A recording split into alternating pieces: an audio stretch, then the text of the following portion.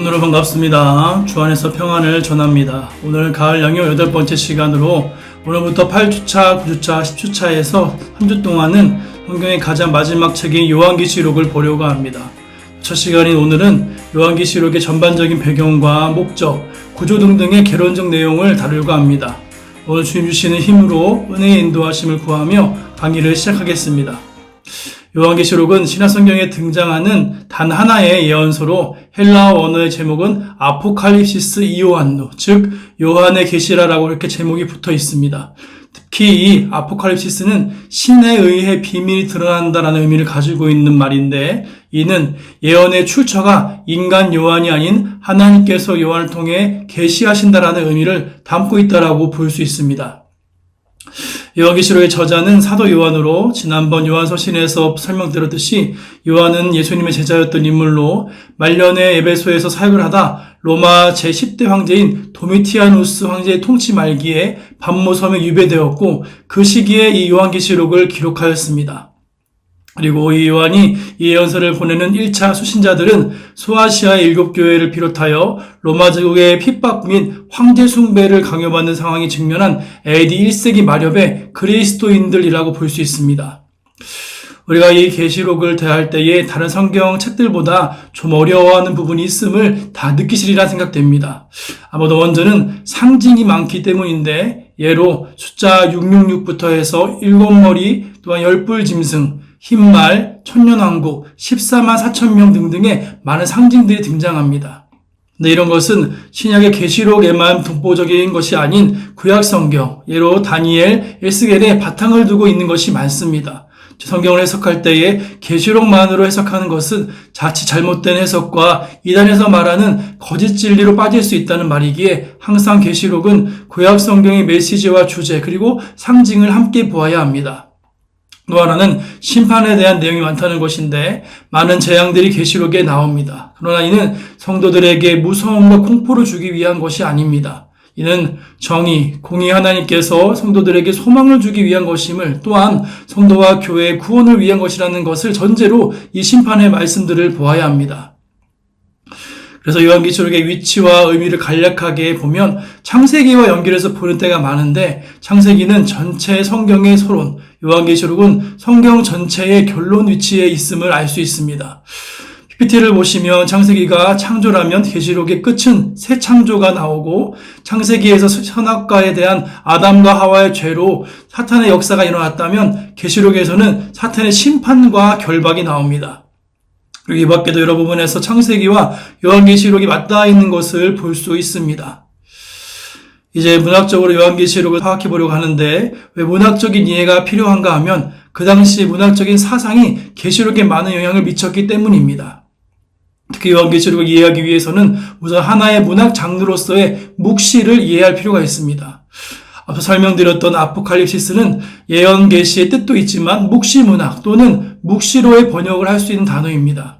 묵시란 것은 넓게는 전달하고자 하는 예언의 내용에 강렬한 인상으로 남겨지도록 하기 위해서 신선하고도 충격적인 이미지를 사용하는 동시에 그 내용을 직설적으로 서술하지 않고 특정한 형식으로만 해석될 수 있거나, 아니면 구체적이고도 참 정확한 해석이 원칙적으로 불가능하도록 고안된 표현 방식들을 구사하는 기법이 바로 묵시이며, 또한 묵시문학입니다. 그래서 묵시는 결국 고도의 상징성과 난해성과 복합성 등을 갖게 됩니다.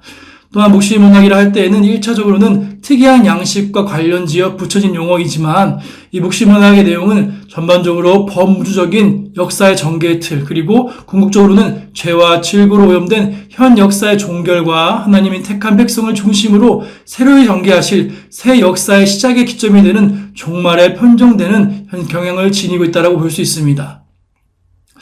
한편 이 성경 묵시문학과 가장 관계가 깊은 것은 당시 유행하였던 유대 묵시문학이다라고 하는 장르가 있습니다.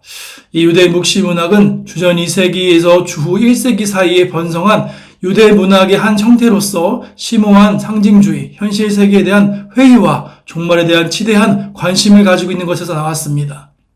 이때는 구약과 신학의 중간기라고 불리는 때를 포함하고 있는데, 이 당시에는 유대와 이스라엘에는 전쟁이 끊이지 않았고 로마의 식민 통치 등의 격동의 시기를 보내고 있었습니다. 그래서 인간의 노력에 의한 악의 극복에 대한 회의가 일어났고 하나님의 갑작스러운 개입에 의한 악의 파멸을 나타내려는 계시와 종말에 더욱더 관심이 생기는 때였습니다. 그래서 이런 시기에 유대 묵시문학이 생겨나고 강조된 겁니다. 이렇듯 성경의 묵시문학은 이러한 유대 묵시문학과 역사적, 문화적 배경을 같이 한다라고 볼 수 있습니다. 그러나 양자는 근본적으로 또한 공통점, 또 차이점이 존재하는데 먼저 공통점은 두 묵시문학 모두 종말에 완성될 하나님의 왕국을 바라보고 있다는 것과 특히 전형적인 묵시문학적 상징주의를 사용하고 있다는 겁니다. 유대 묵시문학에서 상징적 표현들을 많이 사용한 것은 1차적으로는 전하고자 하는 내용이 일상적인 언어로는 표현하기 어렵기 때문이고 2차적으로는 유대 묵시문학을 다루고 있는 종말론적 사상이 당시 지배계층의 입장에서는 위험한 사상으로 간주되곤 했기 때문입니다. 즉 유대 묵시문학의 저자들은 암시와 상징들을 사용함으로써 자신의 책을 저자 자신과 문학적으로나 신앙적으로 공감을 형성하고 있는 독자들 외에는 이해하기 어렵게 만들어버린 것입니다. 이런 점에서 요한계시록 역시 마찬가지라고 볼 수 있습니다. AD 1세기 인물인 요한은 종말의 때에 발생할 일들에 대한 주의 계시와 환상을 당신의 일상적인 언어로 다 표현할 수 없었을 겁니다. 또한 로마 제국의 멸망을 의미할 수 있는 예언들을 직접적으로 표현할 수 없었기에 암시와 상징적 표현들을 사용할 수밖에 없었을 것으로 보입니다. 이제 두 묵시문학의 공통점을 보았다며 이제 두 묵시문학의 차이점을 보려고 하는데 이 성경의 묵시문학은 성령의 영감을 받은 저자가 신적 권위와 진정성을 가지고 여타 신구약 성경 정체의 말씀과 연속성을 갖는 하나님의 계시를 묵시라는 양식으로 기록한 반면 이 유대 묵시문학은 구약의 일부 내용만을 그것도 인본주의적이고 편협한 민족주의적 관점에서 곡해한 소위 유대교적 오류에 빠져 여타의 세속 묵시문학과 같이 인간이 스스로 하나님의 경륜을 호독해하는 상상력을 동원하여 꾸며낸 인간의 작품에 불과하다라는 것이 그것입니다. 특별히 요한계시록은 몇 가지 점에서 유대 묵시문학과는 분명한 차이가 있는데 살펴보면 우선 저자인 요한 자신의 본서를 가리켜 거듭 예언이라고 부르고 있다는 것입니다. 계시록은 단순한 인간 저자의 문학적 상상물이 아니라 성령으로 감동된 저자가 이제 있는 일과 장차 될 일에 대해 예수 그리스도의 계시를 받아서 기록한 예언의 책인 것임을 계시록은 강조하고 있습니다. 계시록은 종말적 상황에만 초점을 맞추는 유대 묵시문학과는 달리 현실 세계 역사성에도 관심을 두고 있으며 따라서 기록 당시의 독자들을 향한 중요한 메시지를 담고 있는 겁니다. 이제 다음으로 요한계시록을 이해하기 위해서는 해석상의 다양한 관점들을 살펴볼 필요가 있습니다. 해석상의 난해성 때문인지 이 계시록에 대한 해석상의 관점은 다양하며 어느 관점을 취하느냐에 따라 해석이 크게 달라지는데 계시록에 대한 다양한 해석의 관점들은 다음에 네 범주로 분류할 수 있습니다. 먼저는 과거주의적 관점인데 계시록에 묘사된 사건들이 이미 과거에 다 발생한 것으로 보는 관점이며 이것은 계시록을 1세기의 상황만을 다루는 것으로 보는 관점입니다. 다음으로는 두 번째 미래주의적 관점은 과거주의적 관점과 대조적인 것으로 제 또한 요한계시록 1장부터 3장을 제외하고는 계시록의 내용이 미래의 종말에 대해서만 다루고 있다라고 보는 그런 관점입니다. 세 번째는 역사주의적 관점인데요. 계시록의 내용이 초대교회에서부터 종말에 이르기까지 전 역사에서 일어나는 연속적인 사건을 다루고 있다라고 보는 관점이고 마지막 이상주의적 관점은 계시록을 영적 또는 초자연적 입장에서 보는 관점으로 즉 계시록의 내용이 역사적 사건보다는 악에 대한 선의 승리와 또한 그것과 같은 영적 세계의 원리를 나타내는 것으로 보는 관점입니다. 근데 중요한 것은 이상의 관점들 중 어느 한 가지 관점만이 절대적으로 옳다고 할 수 없으며 각각의 관점은 모두 계시록 해석에 있어서 단점과 장점을 동시에 가지고 있다고 이렇게 봐야 합니다.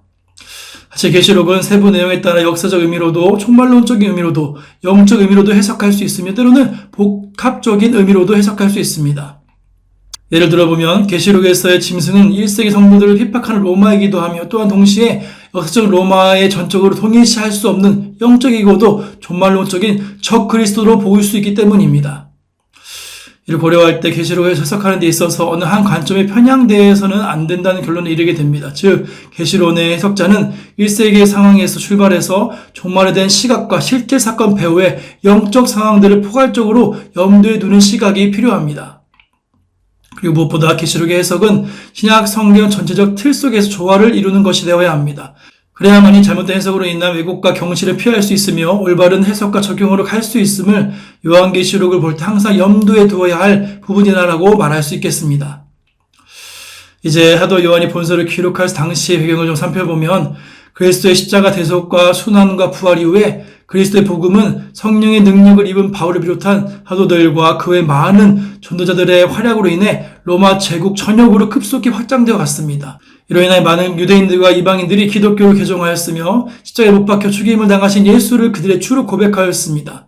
그러한 당시 대부분의 그리스도인들은 얼마 안 있어 그리스도께서 영광 가운데 재림하실 것이고 완전한 하나님의 나라가 도래할 것이라는 소망을 간직하고 있었습니다. 그런데 그리스도의 승천 후 상당 기간이 흘렀지만 아무 일도 일어나지 않았고 로마 제국의 강력한 통치는 견고했으며 그리스도인들에 대한 압제와 핍박은 점차 가중되어 왔습니다. 앞서 설명드린 대로 사도 요한은 도미티아누스 황제의 통치 말기에 본서를 기록하였는데 이 당시 그리스도인들에 대한 로마 제국의 박해 상황은 어느 때보다 심각하였던 때였습니다. 우리가 알기에는 네로 황제 때가 로마의 박해 절정이다라고 보지만 이것은 일반적인 역사적인 사실로 볼 때 그러한 것이고 적어도 그리스도인들에게만 있어서는 도미티아누스가 네로보다 더욱더 심각한 폭군이었습니다. 도미티아누스 이전의 로마 황제들은 비록 아래 사람들로부터 신적인 숭배를 받긴 했지만 황제 자신이 스스로 대해 신성을 주장한 적은 없었습니다. 그런데 도미티아누스는 스스로를 신이라 주장하며 자신에 대해 주와 하나님으로 부를 것을 명하였습니다. 그리고 이 고백을 자신에 대한 충성심을 확인하는 데 사용하였습니다. 이런 상황하에 사도 요한이 오랫동안 사역하였던 소아시아에서 역시 황제 숭배의 칙령이 내려졌고 특히 에베소에는 황제 숭배를 위한 신전이 세워지기도 하였습니다. 이러한 황제 조치는 로마 황제가 아닌 예수를 주로 고백하는 그리스도인들의 신앙과 정면 충돌할 수밖에 없었으며 그리스도인들은 황제가 주인지 예수가 주인지를 선택할 것을 강요받게 되었습니다. 이런 상황에서 교회와 성도 안에 로마 권력과의 타협주의자들이 생겨났으며 또 한편으로는 그리스도인들이 로마의 신을 무시하는 무신론자 혹은 밀신 숭배자로서 취급되어 오해받히기도 하고 죽기도 하였습니다. 계시록의 말씀을 본다면 이미 당시 소아시아에서 충성된 그리스도의 증인 안디바가 죽임을 당했다라고 말하고 있고 사도한 역시 반모섬에 유배된 상태였습니다. 요한계시록은 바로 이런 상황에서 주의 계시와 명령에 의해 기록된 책이라는 겁니다. 구약을 비롯한 신약의 모든 성경이 영감을 받은 저자들에 의해 기록된 것이지만 요한계시록은 보다 직접적으로 그리스도께서 친히 보이신 환상과 계시를 그 내용으로 하고 있다는 점에서 독특한 특징을 가지고 있습니다. 즉 계시록은 박해 앞에 심히도 미약하고 또 미래의 상황에 대해 어떻게 대처할지 몰라 당하고 있던 주의 그리스도인들을 향한 주님의 교훈과 격려의 메시지인 겁니다. 그런데 이렇게 요한계시록은 1차적으로 고난과 핍박 중에 있는 1세기의 그리스도인들을 향한 것이기도 하지만 계시록의 메시지는 1세기의 상황에만 국한되지 않는다는 것이 요한계시록을 볼 때 필요한 우리의 시각입니다. 계시록은 종말의 관점에서 교회의 모습을 투영시킨다는 특징이 있습니다. 그리하여 하나님의 역사에 대한 전체적 시각에서 교회의 현재와 미래의 모습을 바라보게 합니다. 그리고 역사 배후에 활동하는 지금도 실존하는 마귀의 세력과 악의 실존 및 그것의 종말을 생생히 제시함으로써 교회가 직면한 싸움이 본질적으로 영적인 것이며 그 싸움이 궁극적인 승리로 이어질 것임을 현재 성도로 하여금 깨닫게 하고 있는 겁니다. 그러기에 요한계시록은 단지 1세기 교회뿐 아니라 현재를 포함한 미래의 하나님의 구속사가 완성되기까지 지상에서 영적 싸움을 싸워야 하는 모든 시대의 교회들을 향한 메시지로도 이 계시록을 보고 이해해야 합니다. 그럼 우리는 다른 어디에서보다 요한계시록을 통해 성국의 실제에 대한 가슴 벅찬 소망을 얻게 되어야 합니다. 또한 그리스도의 피로 세워진 이 땅의 교회가 갖가지 환난과 박해에도 불구하고 최후의 승리를 얻게 될 것에 대한 확신을 얻게 될 줄 믿습니다. 계시록은 더 이상 닫힌 책이 되어서는 안 됩니다. 비록 해석이 난해하여 해석에 더욱 신중을 기해야 하는 것은 사실이지만 이 책은 소수의 전문가들만 해석할 수 있는 복잡한 암호문이나 불가사의한 수계기가 절대 아닙니다. 비록 세부적인 내용들 다 이해할 수 없어도 누구나 겸손히 성령을 의지하며 이 책을 읽는 자마다 선녀께 주시는 깨달음과 은혜를 풍성히 받을 수 있을 것입니다. 이제 마지막은 다음 주에 구체적으로 내용을 보겠지만 간단하게 요한계시록의 구조를 살펴보면 시간을 기준으로 하여 구조를 나누어 볼 수 있는데 또한 제1장을 과거에 해당하는 것으로 제2, 3장을 현재에 해당하는 것으로 4장부터 마지막 22장을 미래에 해당하는 것으로 보는 그런 관점이 있습니다. 이는 계시록 1장 19절에 근거한 것으로서 계시록 전체 내용을 본 것과 이제 있는 일과 장차 될 일에 관해 기록한 것으로 파악한 것입니다. 그러나 이러한 구조적인 파악은 일면 타당성이 있기는 하지만 1장 19절에 본 것과 이제 있는 일과 장차 될 일의 과거와 현재와 미래로 엄밀히 구분할 수 있는가 하는 해석성의 문제가 제기될 수 있습니다. 요한이 본 것은 이제 있는 일과 장차 될 일을 모두 포함하는 것으로 해석할 수도 있기 때문입니다. 그러므로 일반적인 구조적인 부분은 일단 1장 19절에 근거한 구조를 파악을 염두에 두고 또한 그것을 전제로 하되 요한계시록이 비록 불완전하긴 하지만 서신서의 형태를 띠고 있다는 점을 고려하여서 1장 1절부터 8절에 시작하는 말과 뒤에 1장 9절부터 22장 5절까지의 본론부 그리고 22장 6절부터 마지막 21절에 끝맺는 말로 3분하여 볼 수 있습니다. 이 중 시작하는 말에 해당하는 1장 1절부터 8절은 일반적인 머릿말과 서신 형식의 머릿말이라는 이중 머릿말로 되어 있는데 본서를 기록하게 된 경위 및 본서의 예언 계시의 신적 기원을 밝히고 있습니다. 이어 본론부는 그리스도의 묵시기 기록에 대한 명령과 본서의 1차 독자인 소아시아 7교회를 향한 교훈 및 교회를 중심으로 한 종말 시대의 파노라마와 승리한 교회의 복과 영광에 대한 예언을 다루고 있습니다. 여기에는 4가지 재앙으로 나누어 볼 수 있는데 이것은 다음 9차와 10차 시간에 자세히 살펴보도록 하겠습니다. 그리고 마지막으로 끝맺는 말에 해당하는 22장 6절부터 21절은 세 주체에 의한 삼중 맺은 말을 통해 본서 예언 계시의 진정성과 절대성을 재강조하며 본서의 핵심 주제인 그리스도의 재림에 대한 확신을 고취시키고 있습니다. 오늘 강의는 요한계시록의 개론적 내용을 살펴보았습니다. 다음번 강의에서는 요한계시록을 장과 절로 구분하여 더 자세히 다루는 시간을 갖도록 하겠습니다. 아무쪼록 쌀쌀한 날씨 가운데 남은 한 주도 승리하시고 건강 조심하시고 좋아요 승리하시는 성도분 되시기를 소망합니다. 다음 주에 뵙겠습니다. 감사합니다.